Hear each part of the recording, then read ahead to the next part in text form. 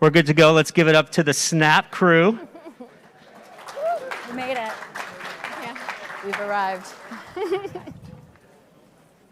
All right. Are you set? Yes. Yeah. I think we are. Can you hear me? Hand it off to you. Mic check. Mic check. Yeah, so welcome. I'm excited to see my fellow XR, friends in the industry here in person. It's been like 2 years. So please stop, say hi. But I'm Kimberlee. I lead our AR and camera marketing at Snap, and I have the pleasure to sit with these ladies that I work with on a daily basis. They're both amazing. But go ahead, introduce yourself. Yeah, hey everyone. I am Carolina Arguelles Navas. I'm at Snap. I've been at Snap actually for 6 years, and I lead our AR product strategy and our AR product marketing team. So super excited to be here. And Sophia. Yeah, so excited to be here. I'm Sophia. I lead our AR platform partnerships team. So my team works with external AR creators and developers. Hopefully, like many of you, I see some people in the crowd looking at you, Andre, and helps them be successful building AR on Snap. Actually, quick fun note, I joined a week after Kim. So we've been just together building the future of AR. Yes. Building out this platform. So we wanted to kind of just level set and get a sense of who's in the room, and when we say Snap AR, what are you thinking? And just be honest, are we thinking about bunny ears, vomiting rainbows? What are we saying? Yeah. So raise your hands if you think that if Snap AR equals like dog filters and filters that make you laugh. Okay, great. So we have a lot of people to prove wrong today, which is really exciting. And thank you to all of you who didn't raise your hands, just kidding. But we're going to talk a lot about what the future of AR looks like with Snap. And so Kim, if you want to kick us off. Sure. But Carol, you've been here for 6 years, so yes, it is true that we started with a communication use case because Snapchat is communication through the camera. And so what we did was kind of optimize for what we saw was an ideal use case for the audience that we have. And that was very much successful, as we have over 6 billion plays of AR on a daily basis. So that use case is thriving, but it was really just a part of a longer term strategy. Yeah, I think taking a step back, when we think about the future of AR and the future of kind of the Snap-led AR vision, I think it's actually really in line with where we were even 6 years ago, which is how do we really focus first on people and problems that we can solve, and how does the camera actually help make people's lives better? And so rather than leading with just showcasing the most incredible tech, it's actually how do we make sure that we're really focused on what's going to drive real adoption of AR. I think everyone in this room here works in AR all the time, and we've been really preaching AR for a while, but it's really only in certain use cases that we've really started to see the proliferation. And so Snap's vision is so rooted in solving problems and actually solving and really focusing in reality and making reality kind of richer, because we think that this real world is actually a pretty awesome place to be. So I think that's like kind of a key part of how we see our vision. And so when we think about the origin stories, and a lot of people in this room still think Snap, oh, that means Snapchat and that means vomiting rainbows, know that was actually very intentional. In our worldview, in order for computing overlaid on the world to be something that really takes off, the first thing that needed to happen is that people needed to think about the camera differently. The camera, still how it's defined in dictionaries, is as this kind of piece of hardware that you use to commemorate a moment. But a camera is so much more than that. And so we knew if we want AR to be a seamless part of everyday life, first, we knew that we needed to get people to use the camera every day, throughout the day. And we knew that we needed to start to teach people what the mechanics of augmented reality are. Because if you just try to describe it to them and even use the term augmented reality, I don't know how many confused faces you guys have from family members when you're trying to describe your job, but that's like my life. My Cuban grandparents are like, say what? But obviously in Spanish. And so I think that's the key here, which is how do you really focus in on teaching that? And so we did start with vomiting rainbows. Why? Because it didn't feel intimidating, because we knew that it was a critical first step to get people to use the camera more often. And we focused relentlessly on this use case of communication, because people have a daily need to communicate. You're already texting your friends or your coworkers, you're communicating with them, telling them you're running late, telling them a funny joke. Well, we truly believe that text messaging actually took us far away from human expression. You know, how much tone gets lost in a text message, am I right? A lot of weird arguments happen. It's just like, why did you think that my period meant something more than that, right? Like caps. And so we focus so much on making visual communication a part of daily behavior. And it worked, as Kim mentioned, right? Billions of photos and videos are taken every day with Snapchat's camera, but we're actually more of an AR company than even a picture-taking company now. Yeah. Over 6 billion sessions per day interacting with an AR experience on Snapchat. And that was really the foundation for this evolution that we've been focused on over the last 2 years, which is really the movement from a toy to a tool. Yeah, right. And that's really, I think, what we want to talk about today here, which is how are we building tools for developers like yourselves, for businesses, for creators, to help us reimagine how AR doesn't just solve communication, but solves so many more problems than that. Yeah, and I think last year when we introduced Camera Kit, that was our SDK that allowed partners and developers such as yourselves to take that tech and just apply it to your use cases and integrate it within your own app. And so I think what we're passionate about is collaborative innovation. So we are looking for people that want to come help us to think about new use cases that uses a baseline technology.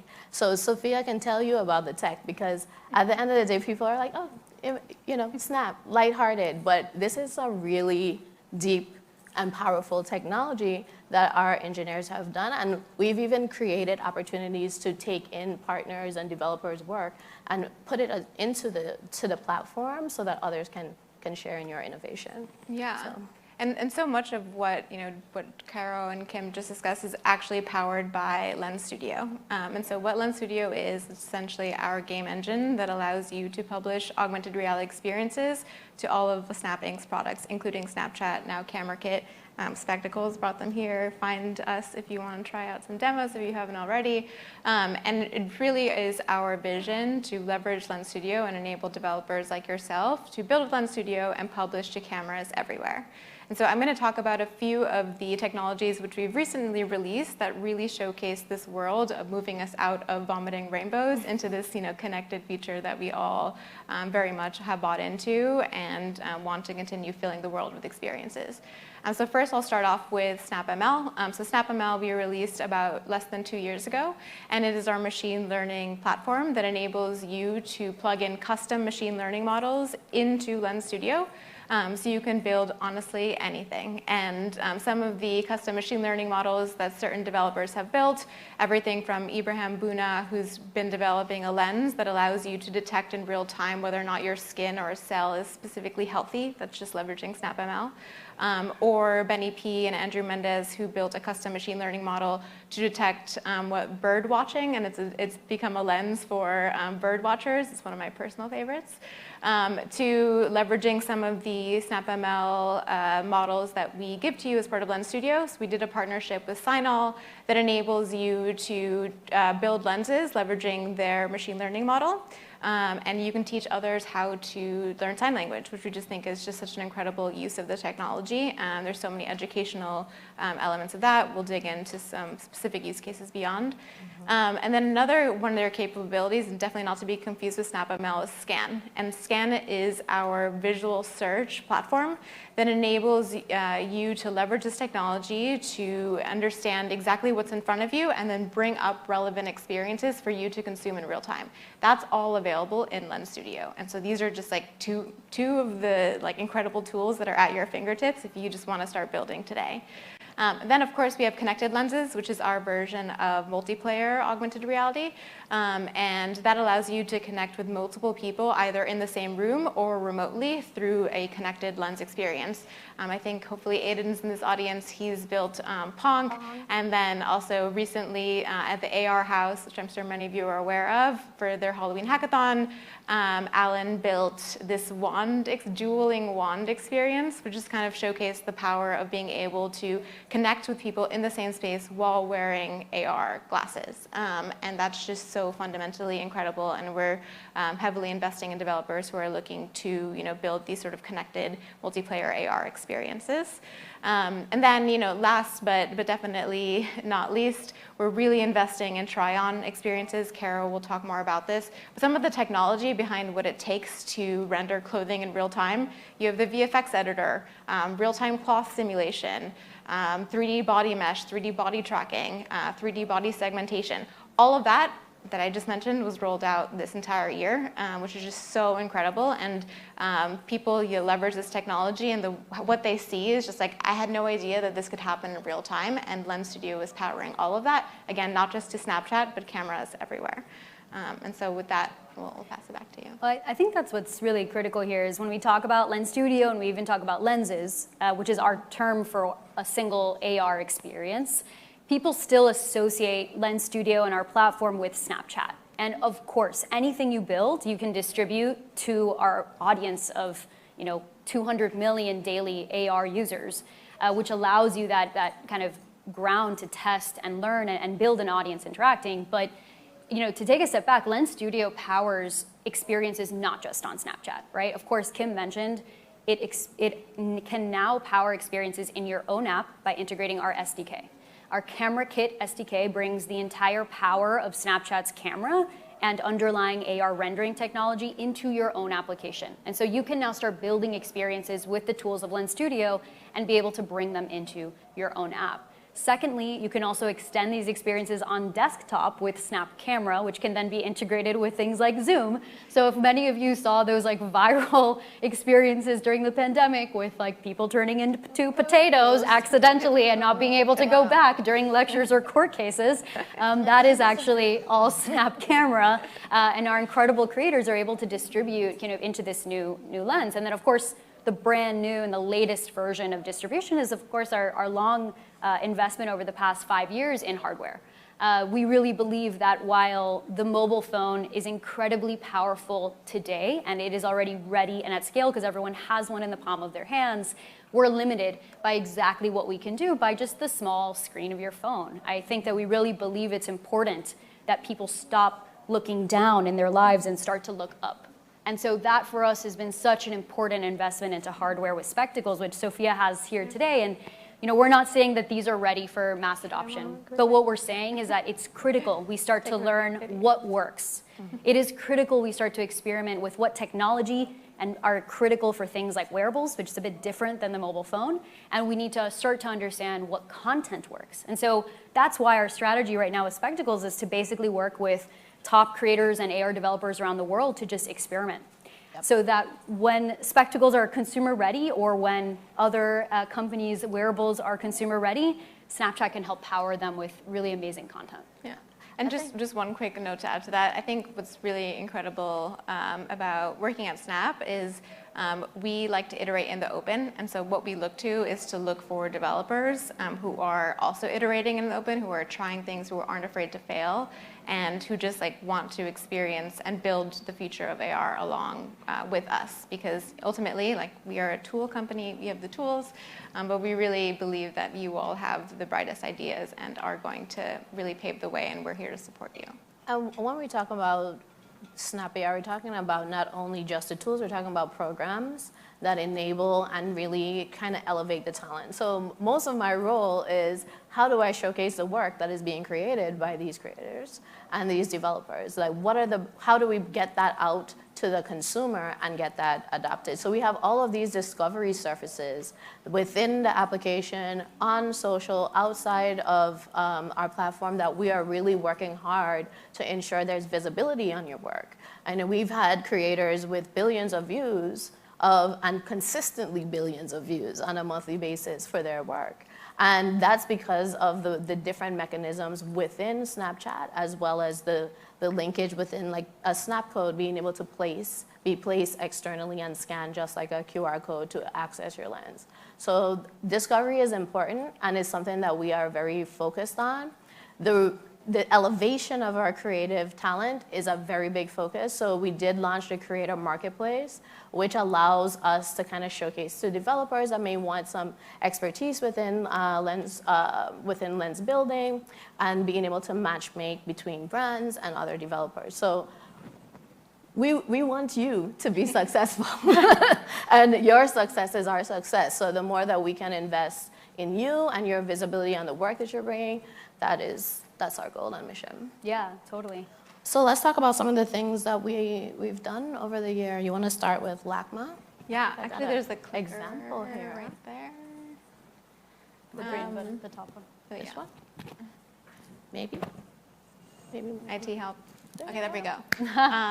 So at the beginning of this year, we entered into a 3-year partnership with LACMA. For those of you who aren't aware of what LACMA is, it's the Los Angeles Museum of Modern Art. And so what this partnership is they select specific artists that they would like to work with, and then we pair them with lens creators and developers to help bring this vision to life. To us, what's really interesting about this LACMA partnership is that the whole basis of the partnership is around monumental perspectives. And so what that means is how can people of today re-envision what a monument means? And this is even more important in that we were in the middle of a pandemic. Arguably, we're still in one. And what that meant was that we didn't have to wait 4 years for a monument to be constructed and for specific stories to be told. So over the course of 4 months, we worked with 5 different artists, paired them with 5 different lens creators, and then they brought these untold stories to life.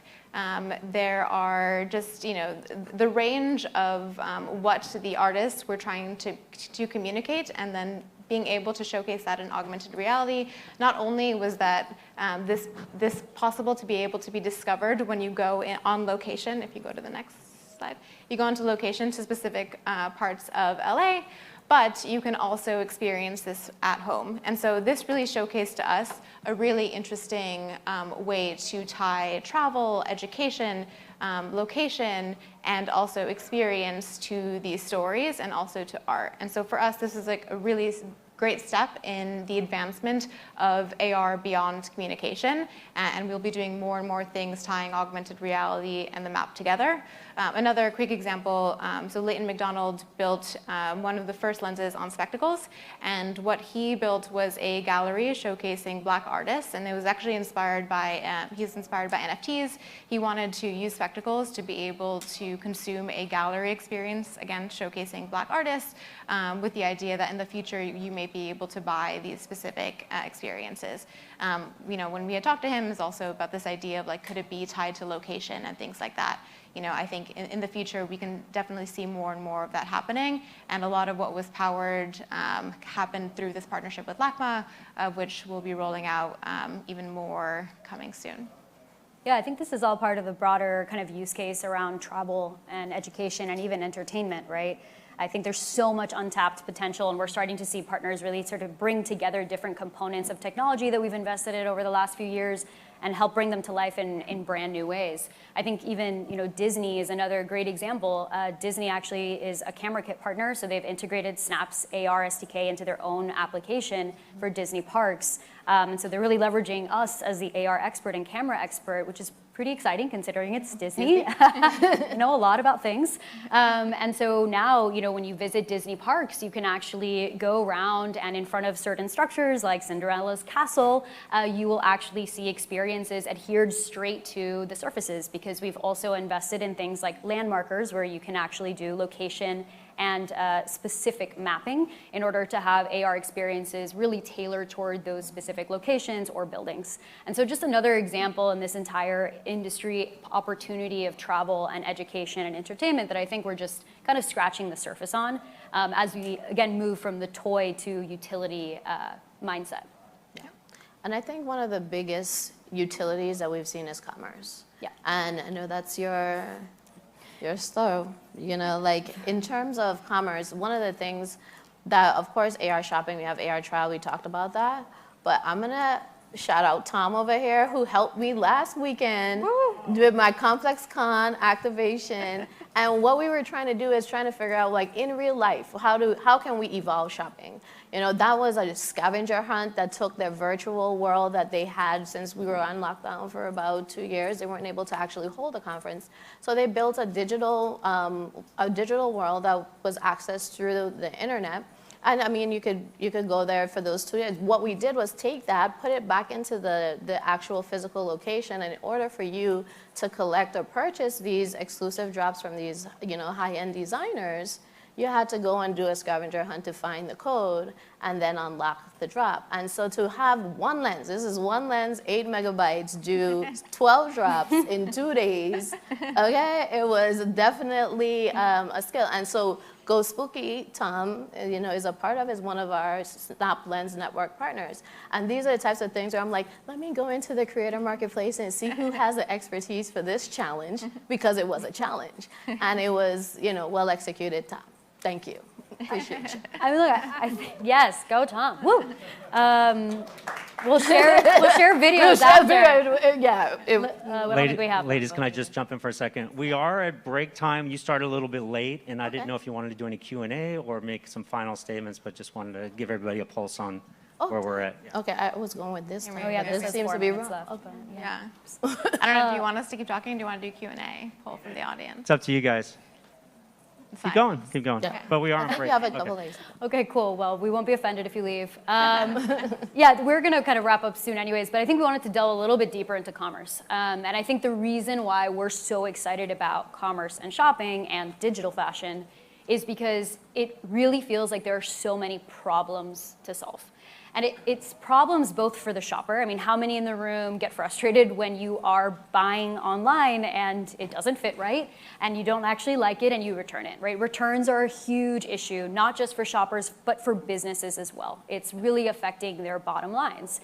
But the environment. And the environment, yes, definitely. And the in-store experience, though. I mean, how many people actually feel uncomfortable or don't have the time to go into a fitting room and take off all their clothes and put on clothes that maybe other people have been trying on? This isn't just something that affects the at-home experience. It's also something that affects even the in-store experience. And so when it comes to commerce, we've really been focused on a few key pillars. One is the technology. AR needs to be able to be at a certain level of realism in order to be able to really try on products and drive that utility for people. And so one of the things that we're very excited about at Snap is that we're not just focused on enabling commerce for a specific vertical of shopping, let's say, you know, home. We actually really want a platform that can do everything. And so we're really excited because we already have shoe try-on, we can enable jewelry, we can enable bags, we can enable apparel now with body tracking and real-time cloth simulation, of course, kind of beauty and makeup try-on, auto. There's so many different verticals that can be enabled, and we're seeing it's really working. You have smaller retailers like a Zenni Optical using our new kind of depth and true size to do accurate eyewear try-on. They're seeing over 7.2x return on their ad spend of every impression that goes out. They're able to get that back in the growth of their business. And I think that's really exciting. One of the other kind of key components, I think, to commerce, though, is that you have to think about the scale of the reach of your experiences. You know, I think oftentimes retailers ask themselves, like, is it worth this effort to create these 3D assets and then create these kind of lenses or AR experiences in general if people don't really see them? And I think that's something that for us has been, you know, key focus. And so the other key part of commerce is really distribution. How do you get these experiences to people in enough volume to drive the business? That's why with Snap, because we open to the camera and because our camera carousel, you know, we have 200 million daily AR users, businesses are actually able to target their AR experiences straight to the camera, which means they're not paying for an impression until someone actually tries on their product. This is not the opportunity to see a video recording of someone doing something with AR and then opening it up. It's actually paying for trials.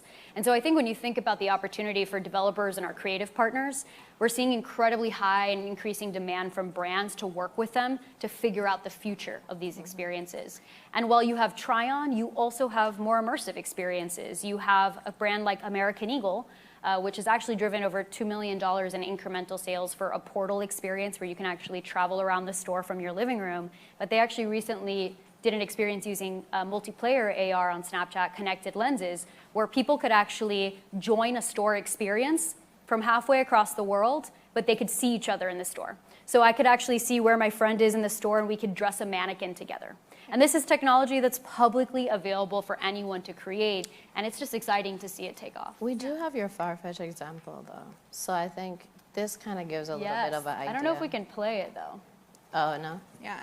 Well, if we can. Well, I this was one, voice acting. one quick note. So I know that Kara talked a lot about like real fashion, but I think we're also seeing a lot of, especially Snaplens Network members, really advanced developers diving into digital fashion.